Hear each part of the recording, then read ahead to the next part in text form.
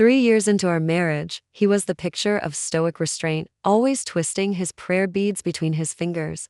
Even our intimate life followed a strict, unyielding schedule, fixed frequency, fixed duration. Older guys just don't have it. My best friend teased, total dead weight. I'd wholeheartedly agreed. That all changed at the party. I'd had too much to drink, climbed up on the table, and yelled at the top of my lungs. What's so great about old men? College guys with 8-pack abs are the real deal. The room went dead silent. I turned and locked eyes with Ethan, his gaze dark. Terrifyingly so. That night, he tore open an entire box. Slow and deliberate.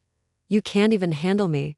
What makes you think you could keep up with a college boy? The prayer beads he'd twisted for 3 years shattered across the floor. Before, these beads were meant to purge all the filthy, desperate thoughts I had about you. But now, not even Buddha can save you. Inside the private booth of the club, I swirled my drink and sipped slowly. Easy there, Leela.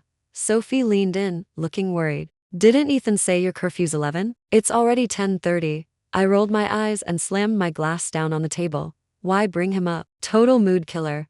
I swear, I married a pre-programmed robot, 4 times a month, every Saturday night. 10 o'clock sharp, 30 minutes on the dot. The man's 28. But he acts like an 82-year-old monk who's reached enlightenment. Add the sandalwood prayer beads wrapped around his wrist and the way he always buttoned his shirt all the way to the collar. And he was so aggressively celibate I wanted to tattoo lust is emptiness across his chest.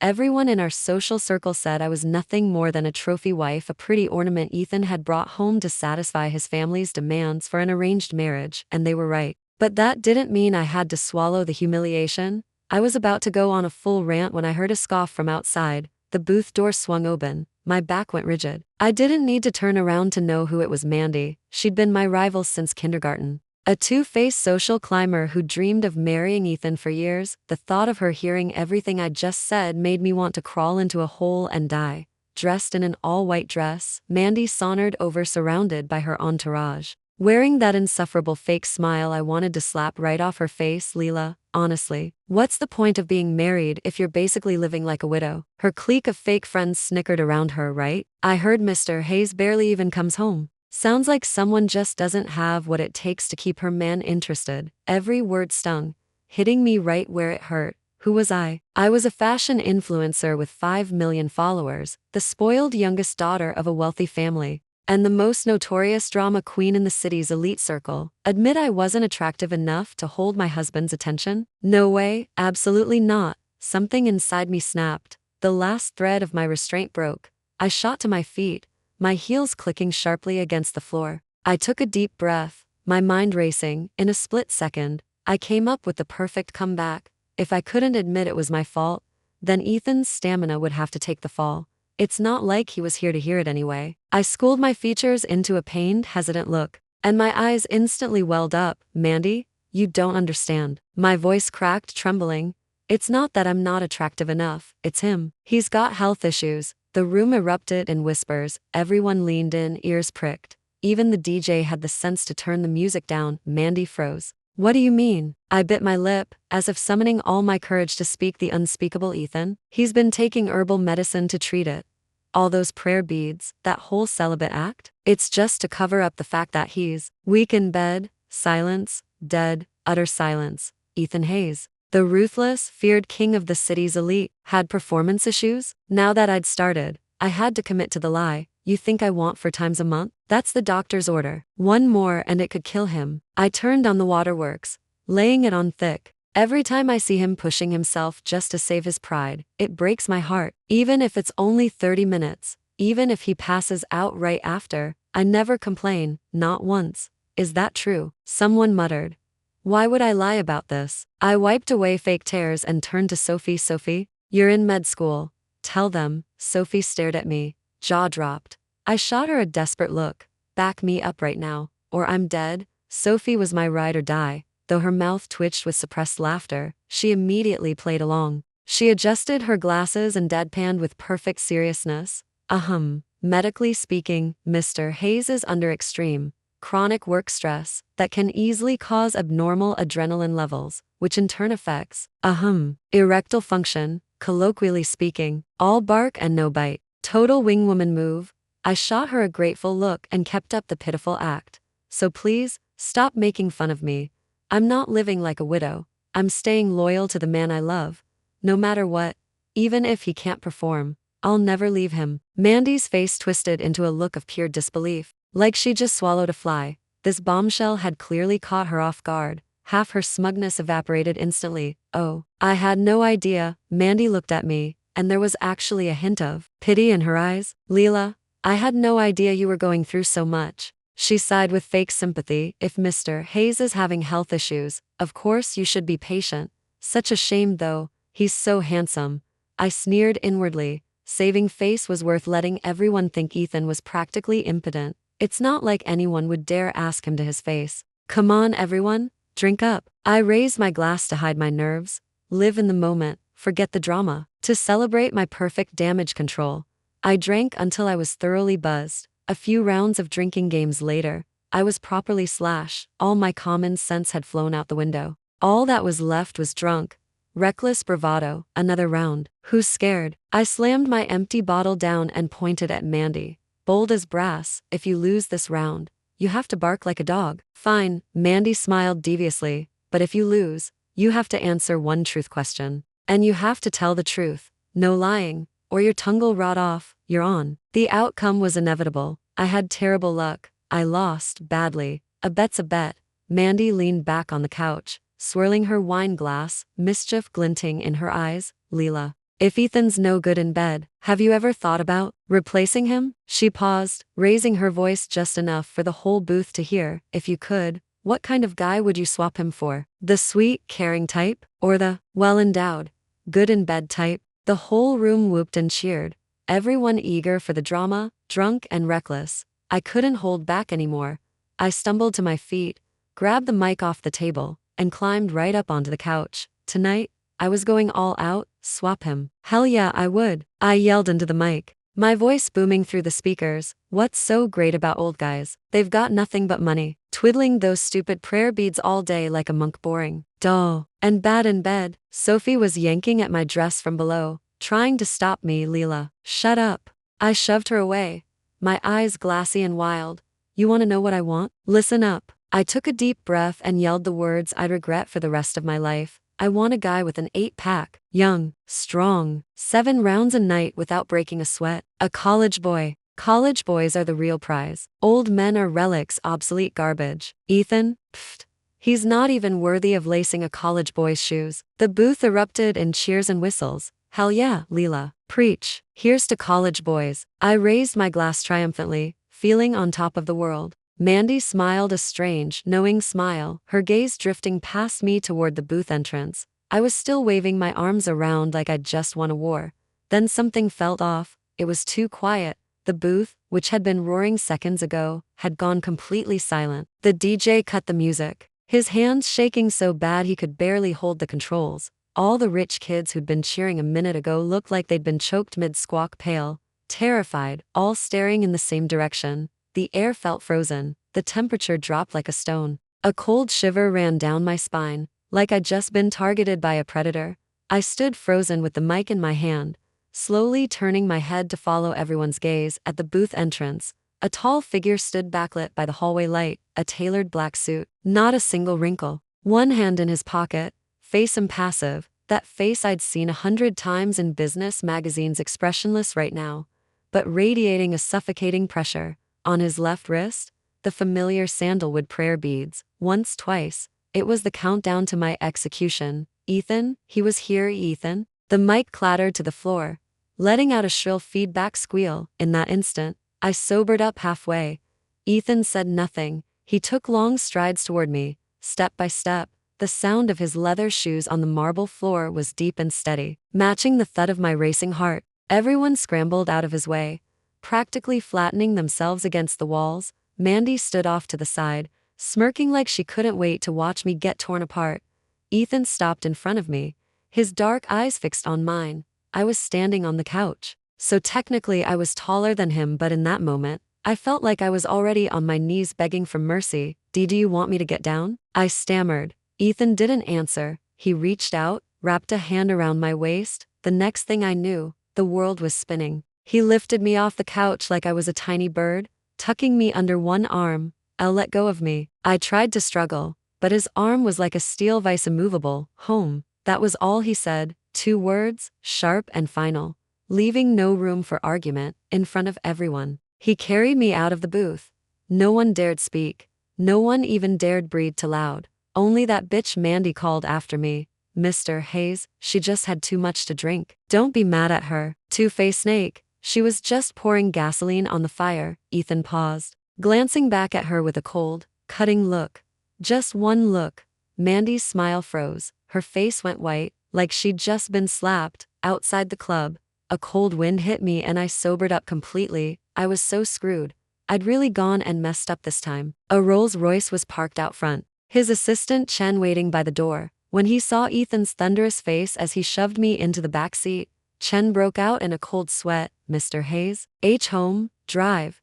Ethan's voice was cold as shards of ice. With a click, the doors locked. The privacy divider between front and back slowly rose. This tiny space had become Ethan's hunting ground. I huddled in the corner, trying to blend in with the seat cushions. Honey, let me explain. I reached out a finger, tentatively tugging at the hem of his suit. I was just drunk and talking nonsense, I swear. I love you so much. College boys have nothing on you. Ethan turned his head. His deep eyes looked almost black in the dim light. Nothing on me? He let out a cold laugh. No warmth in it at all. Is it the 4 times a month? Or the herbal medicine I supposedly take? My heart stopped. He'd heard every single word. That was Sophie who said that. I threw my best friend under the bus without a second thought. Leela. Ethan leaned in, pinning me hard against the car door. The thick scent of his cologne and male pheromones wrapped around me, sharp and possessive. This wasn't the restrained, stoic man I knew. This was a ravenous wolf, finally provoked.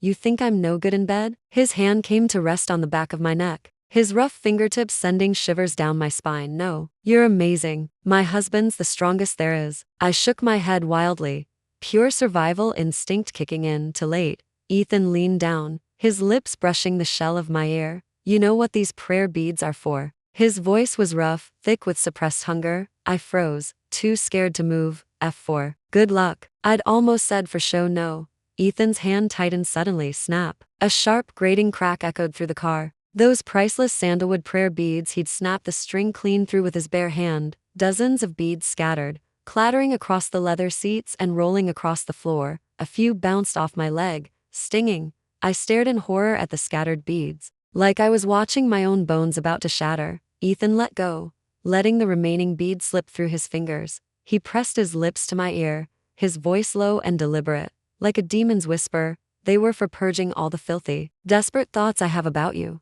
But now, not even Buddha can save you from what's coming. When the car pulled into the mansion's garage, I felt like a prisoner being led to the execution chamber. Chen didn't even dare open the door for us. He bolted the second we parked.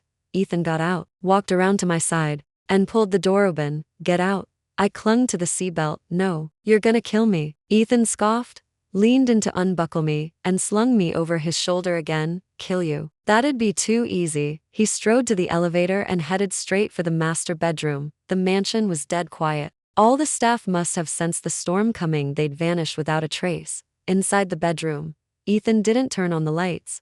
Only moonlight streamed through the window, gilding the sharp, grim line of his jaw. He tossed me onto the soft bed, and I bounced twice. Before I could scramble away, he was on top of me. He ripped off his tie with one hand and tossed it aside, the movement rough but graceful. Then the buttons of his shirt, 1, 2, 3, with each button undone. More of his chest came into view, muscle he'd kept hidden for years. Lean and powerful, coiled with strength. This wasn't some weak old man. This was a beast that had been lying in wait, finally unleashed. Honey, I'm sorry. I'm so sorry. I begged, voice cracking. As I scrambled backward away from him, Ethan ignored me. He turned and pulled open the nightstand drawer, the drawer that usually held business magazines and Buddhist scriptures. But this time, he pulled out an ornate wooden box. He opened it. Inside, row upon row of small foil squares, neatly stacked, every color, every size, even some styles I'd never seen before. I stared, dumbfounded. What is all this? We went through for a month. This box would last us a century. Ethan picked up the box and appended it over the bed. Rustle, rustle. The little squares rained down around me. piling up into a small mountain, 7 times a night, huh? College boys, huh? Ethan picked one up, tore open the wrapper, his gaze so dangerous it made my legs go weak. Let's run a stress test.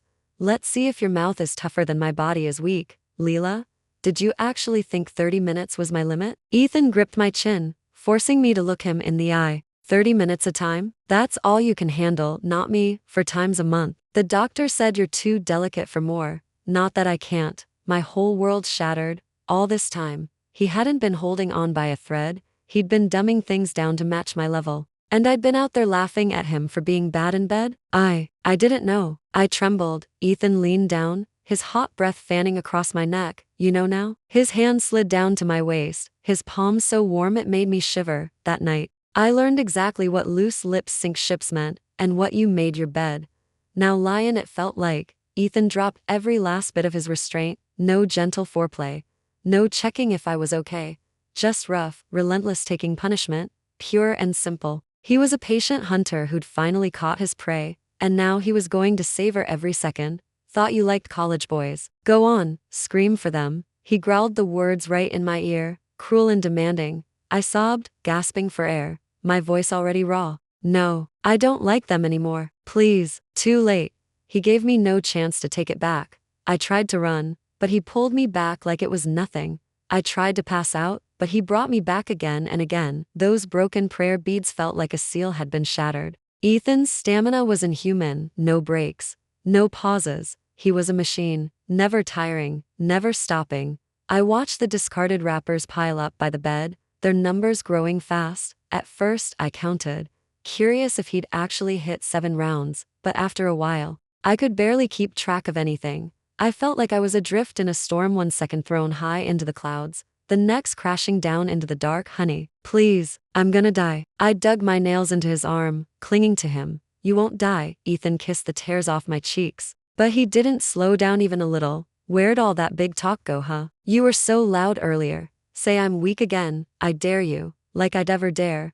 I wanted nothing more than to go back 3 hours and strangle the girl who'd run her mouth in that booth. That night stretched on forever. The moon set, the sun rose.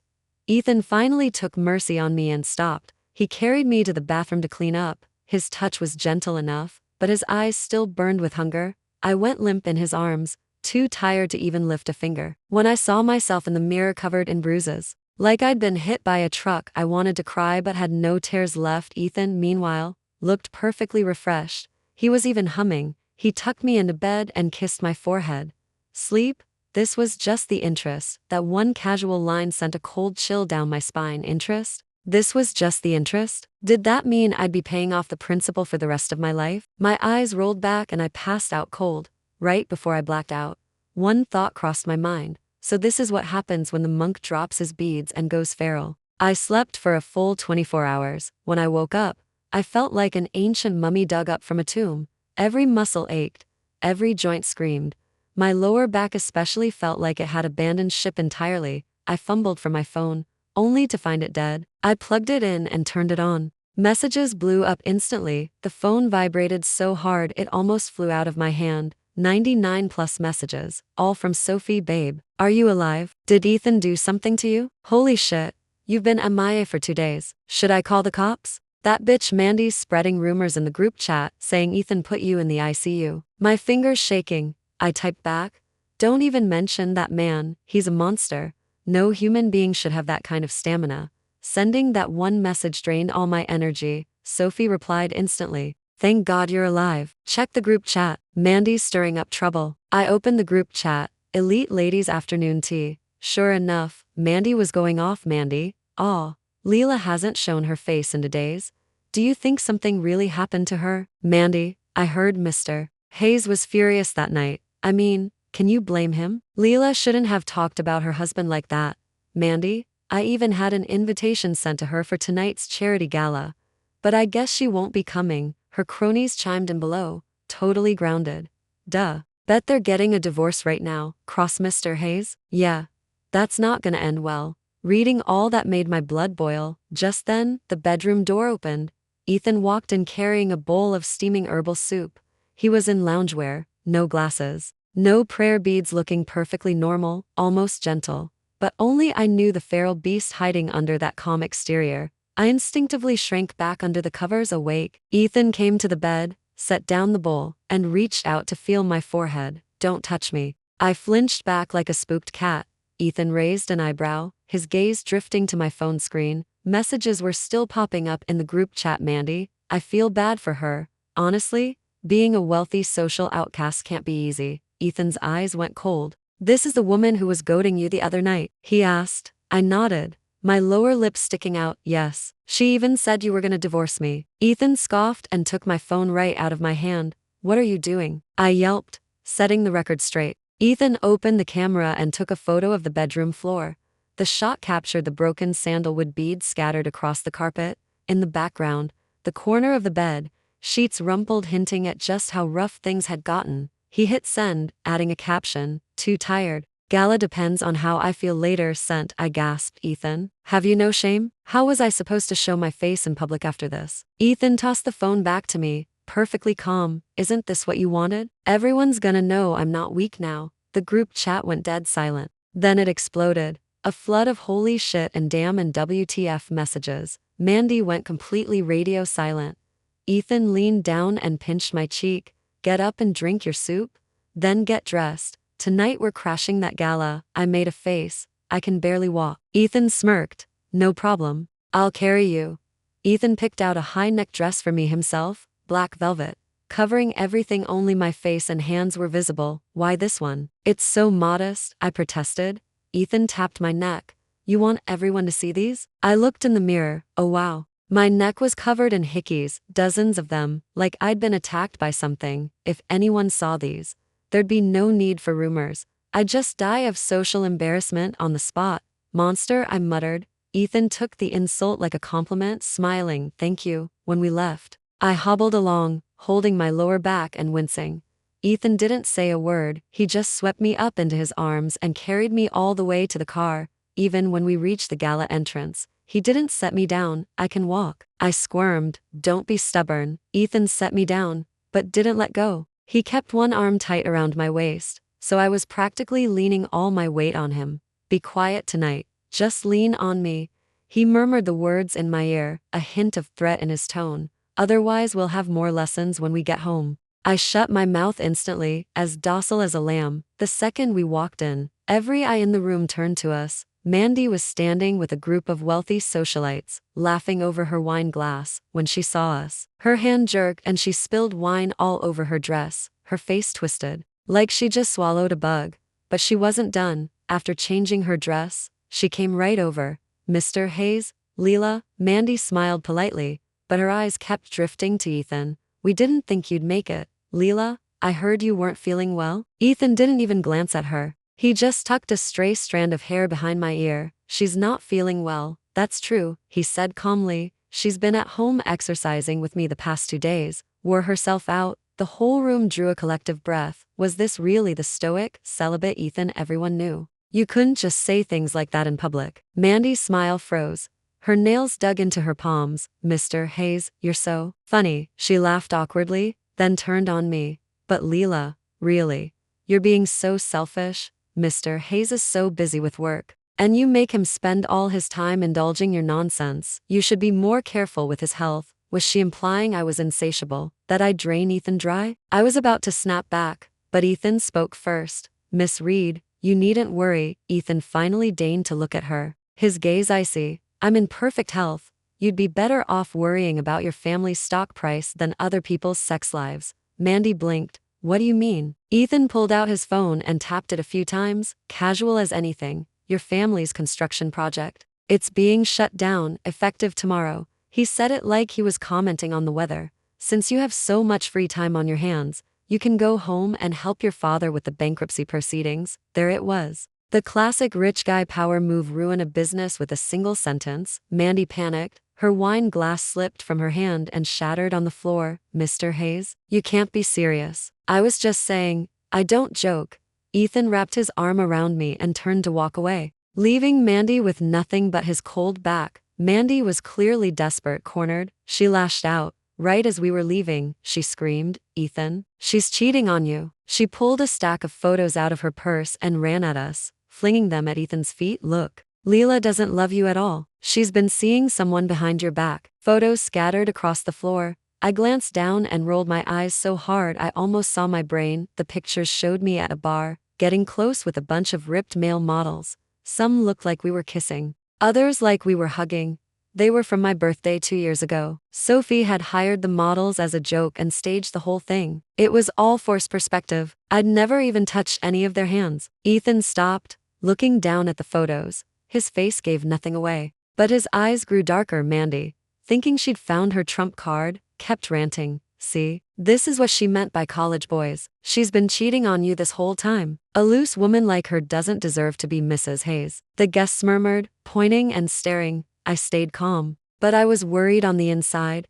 Ethan was insanely jealous. Would he actually believe this? After all, I'd yelled about wanting college boys at the club. Ethan bent down and picked up one of the photos. It was the shot of me pressing my face into a model's chest. He stared at it for 2 seconds, then tore it to shreds right there in front of everyone. Nice shot, Ethan said flatly. Shame, the forced perspective is so obvious. Mandy's eyes went wide. You don't believe me? Ethan looked at her coldly. My wife has better taste. Guys like this? They're not even worth a fraction of what I can give her. Why would she bother? Was this the unshakable confidence of a top-tier CEO? I was speechless. Mandy completely lost it. Ethan, are you blind? She's cheating on you and you don't even care? Security? Ethan didn't waste another word on her. Throw this woman out. No member of the Reed family is allowed at any Hayes Group property from now on. Several guards rushed over, dragged the screaming, thrashing Mandy away. The whole mess ended with Mandy's total defeat. Back in the car, I snuggled up to Ethan's arm, pouting playfully. Thank you for trusting me, honey. Ethan turned to look at me, a half smirk on his face. Trusting you? He tilted my chin up with one long finger. I trust your taste, not your recklessness. But his gaze dropped to my lips, his eyes turning dark and dangerous. Even if it was staged, it still pissed me off. Since you like looking at abs so much, I'll let you look all you want when we get home, and we can do all the things those photos only pretended to show. For real this time. My smile dropped instantly. When we got home, Ethan went to shower. I wandered into the study, mostly to avoid the for real session that was coming. I figured I'd find something to distract him with. I rummaged through the bookshelf, and behind a stack of thick business books, I found a black leather notebook. It looked old, the cover worn and scuffed, and it had a lock. My curiosity was piqued. Who uses a locked diary these days? Did it hold some dark business secret of Ethan's? Or the name of his first love? The thought of some other woman made jealousy burn in my chest. Hey, so he can have secrets but I can't have a little fun? I fiddled with the combination lock. Ethan's birthday? No. Our anniversary? No. Then my birthday? I tried it, not really expecting it to work. Click, it opened. I was shocked. It was my birthday. Was it full of things he hated about me? Nervously, I turned to the first page. The handwriting was bold and strong. Definitely Ethan's. XXXXXX. Saw the youngest Carter daughter at the family banquet today. She was wearing a red dress. Like a little flame, she threw red wine in some old creep's face for hitting on her. Fiery. I think I fell in love at first sight. I stared, stunned. This. Ethan wrote this? We didn't even know each other back then, did we? I kept reading. XXXXXX. Heard the Carters were arranging a marriage for her. Pulled every string I had to take her off the Zhao family's hands. She looked so unhappy about it. Thought I was some boring old guy. Decided to tone it down, act more reserved. Didn't want to scare her off. XXXXXX. We got married. She's scared of me. Went to a temple to get prayer beads, to hold back how badly I want to devour her. The monk said peace of mind would calm my desires. Bullshit. Doesn't work at all. Every time I see her wandering around in her pajamas, I want to snap these beads in half. XXXXXX. She thinks I can't perform. She has no idea I only go for 30 minutes because I'm scared I'll lose control and hurt her. She's so delicate, cries if I'm too rough. It's so hard to hold back. Every page of the diary revealed a side of Ethan I'd never known. A man who loved me deeply, who'd held back for years, who'd cared for me so carefully. There'd never been an arranged business marriage, not from his side. This had been a hunter's master plan, pretending to be the prey until he had me trapped.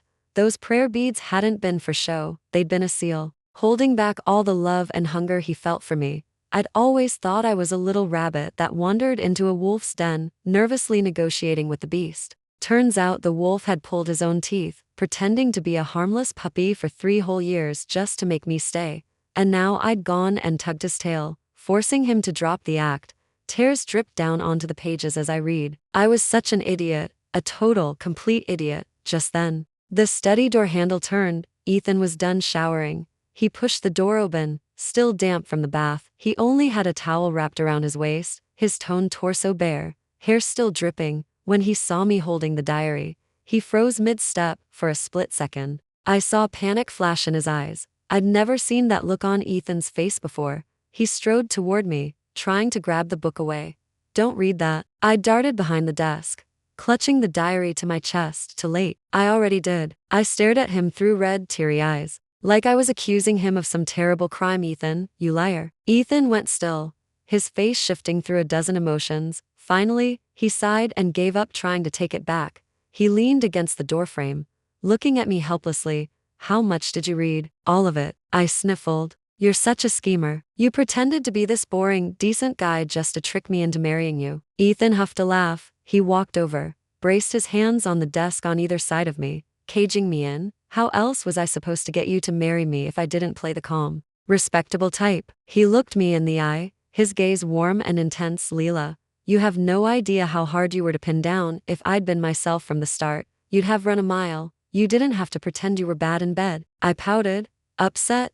Mandy made fun of me for it. I thought I was stuck in a sexless marriage. When did I ever say I was bad at it? Ethan raised an eyebrow. "You assumed all that on your own, and besides." He leaned in suddenly, our noses almost touching. "Haven't I proven myself enough these past few days?" My face burned bright red. He'd definitely proven himself. More than enough. "Can you take it easy from now on?" I whispered, bargaining. "I really can't keep up." Ethan smirked, a wicked glint in his eye. "Now that you've seen through my act, we're going by my actual stamina from now on. New rules." I had a bad feeling about this. What new rules? Ethan announced them slowly, deliberately. No more 4 times a month, no more 30 minutes a session, no upper limit. And as for the prayer beads, he glanced at his bare wrist. They broke.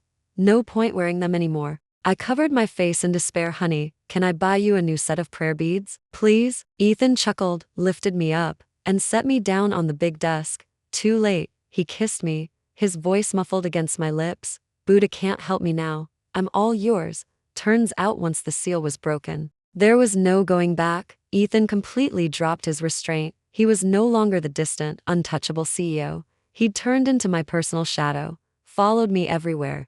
So clingy it was ridiculous. And his energy levels? Insane. The quiet, cold master bedroom I'd known for 3 years was now loud and warm every single night. I was in pain and in heaven, all at once. Heaven because I knew he loved me, truly loved me, with everything he had. Pain because my back hurt so bad. Physics says energy is always conserved. All the restraint he'd shown for 3 years was now coming back to haunt me, all of it landing squarely on my lower back. You guys? I swear, when people say daddy-type husband, they don't mean the responsible dad type. They mean the type that makes you scream daddy in bed. A month later, stealing a moment of free time, I typed furiously on a forum thread. "What do you think of daddy-type husbands?" Me. "Thanks for asking. Never, ever provoke a man who's been holding back for you. Especially don't question his stamina.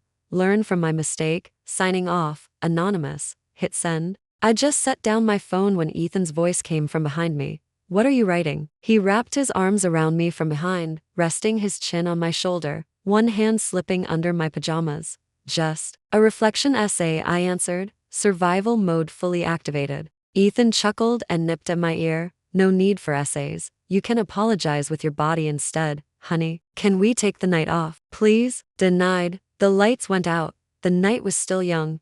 "Hey there, could you rate this story in the comments? Use a scale of 1 to 10. Please, I'm begging you. It really means a lot to me, and if you like this kind of content, don't forget to hit follow.